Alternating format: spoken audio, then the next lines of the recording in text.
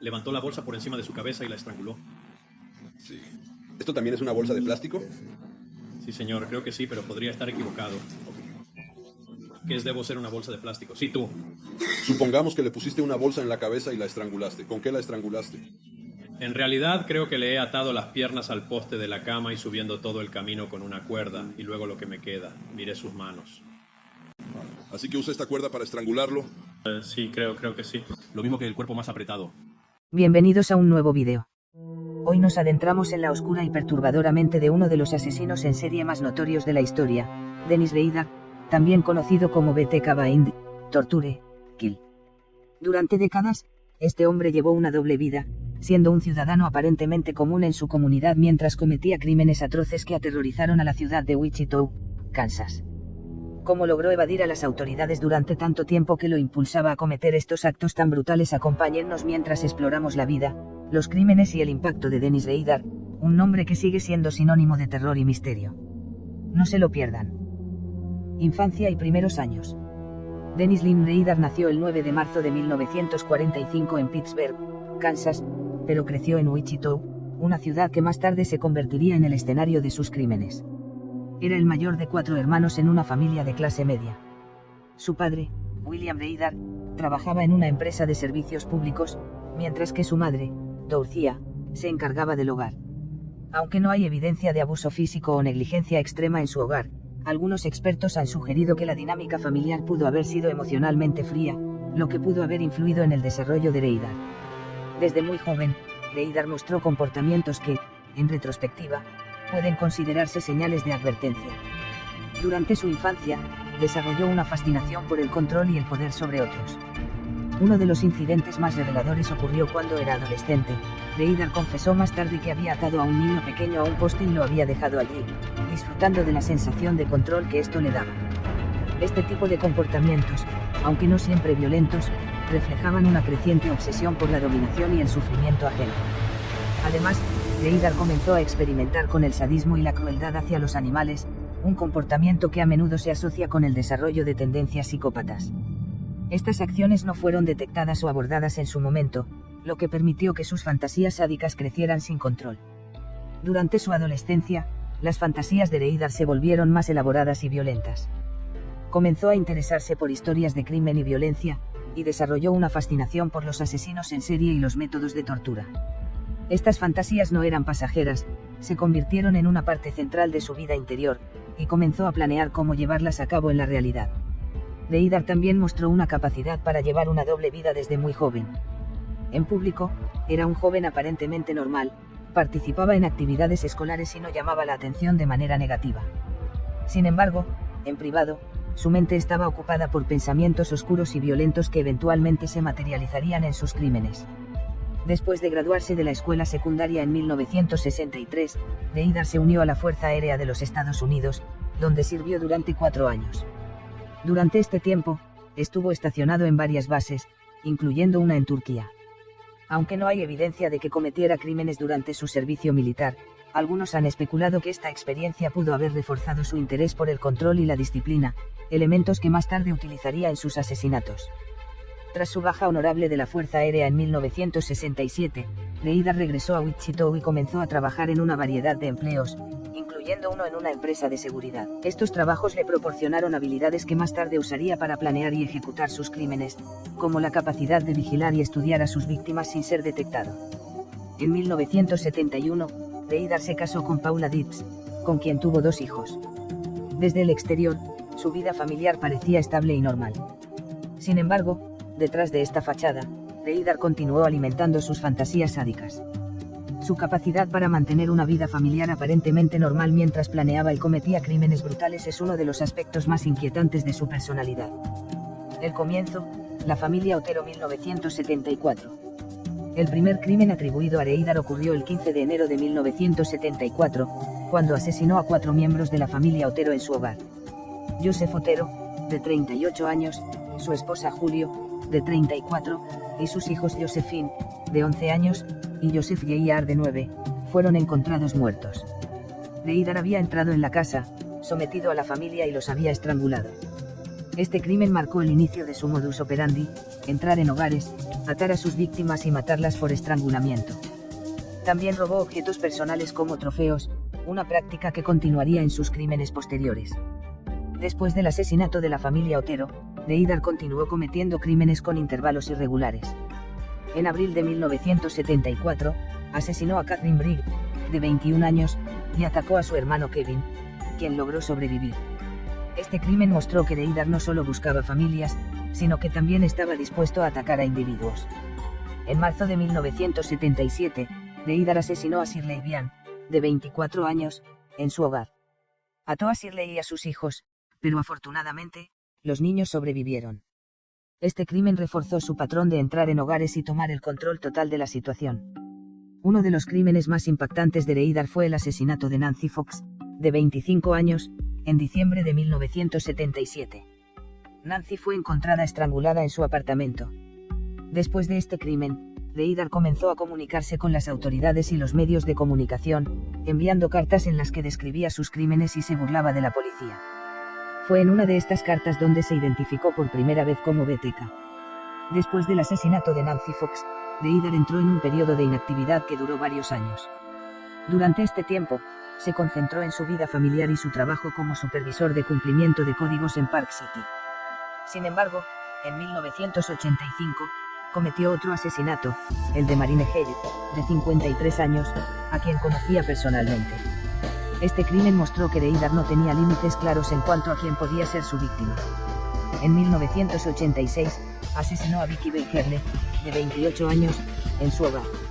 Este crimen fue particularmente impactante porque Deidar logró cometerlo sin dejar rastros evidentes, lo que demostró su habilidad para evadir a las autoridades.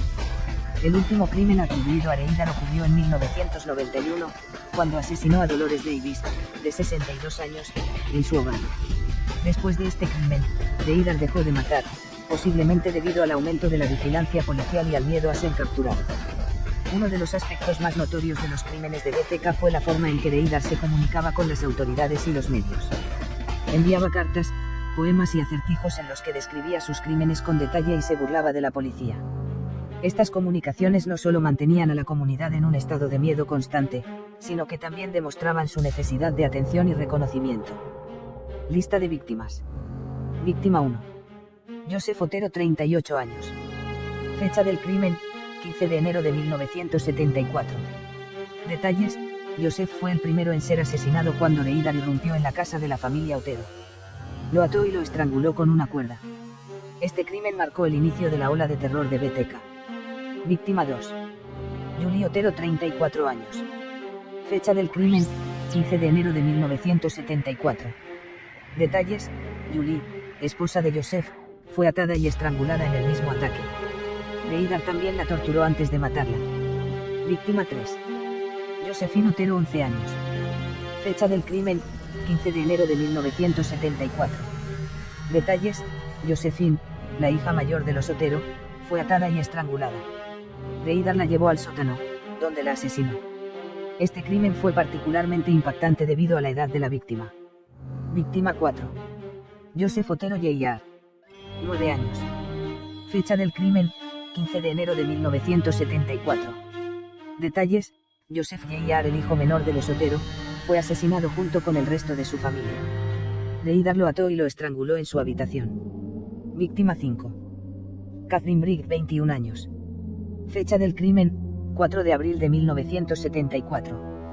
Detalles: Catherine fue atacada en su hogar junto con su hermano Kevin Brigg. Deidar la apuñaló y la estranguló, pero Kevin logró sobrevivir al ataque, convirtiéndose en uno de los pocos testigos que ayudaron a describir al asesino. Víctima 6. Shirley Vian, 24 años. Fecha del crimen, 17 de marzo de 1977. Detalles: Shirley fue atada y estrangulada en su hogar. Deidar también ató a sus hijos, pero afortunadamente, los niños sobrevivieron al ataque. Víctima 7.